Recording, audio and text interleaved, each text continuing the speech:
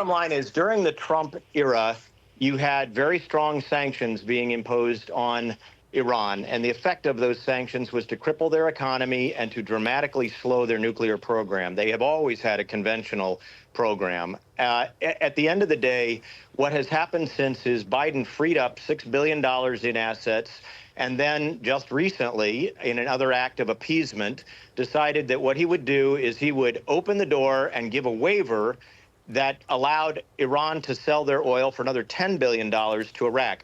All of this emboldens Iran the same way that Neville Chamberlain in September of 1938 emboldened Hitler. And what happened? You know, Biden would like to declare we have peace in our time with Iran and walk away. No deterrence, nothing. And that's exactly what Chamberlain did. And you know what? I think it was September 30, 1938. He says we have peace in our time. And by October 10 of 1938, Hitler had rolled over Czechoslovakia. And a year later, he rolled over Poland, and we were in a world war. Yep. The bottom line is we have to stop Iran. We have to help Israel stop Iran, because they will infect the entire Middle East and eventually the globe with a kind of instability that is intolerable for civilized society. You know, Robert, I go back to this word that Joe Biden keeps using, don't. It appears to be a threat that if Iran acts, that there'll be consequences from the U.S. on Iran.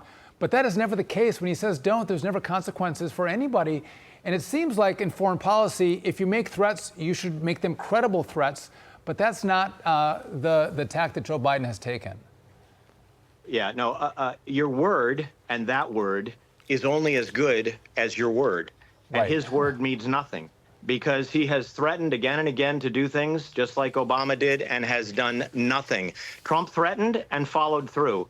And at the end of the day, what you've got here, and it really isn't about Biden versus Trump, it's about understanding the basic precepts of a credible foreign policy. Very sadly, and I wish I were back with my photo here. Next time I will be, because I'm wearing a big grimace. Honest to God, I went to school with Tony Blinken, and I have watched this Biden White House fumble the ball and kick it down the field, one issue after another. Afghanistan, China, the whole 9 yards. And you know, the bottom line here is, if you do not establish credible deterrence, you fail. Ronald Reagan did it extremely effectively. And actually, Iran had an incredibly capable conventional warfare capability back then. They were locked in a major war with Iraq during his period of time. And when he sank half of their navy, which we could easily do right now, they didn't try to take over the world. In fact, good old Sam Donaldson said, hey, are we at war with Iraq? With Iran. And Reagan said, no, they wouldn't be that stupid. And you know what? They ended the Iran-Iraq war, and everything came to a standstill. So bottom line is, if you show deterrence, bad guys understand. If your word is worth something, they understand. Yep. If not, you can use every word in the book, including don't, and they don't care. No.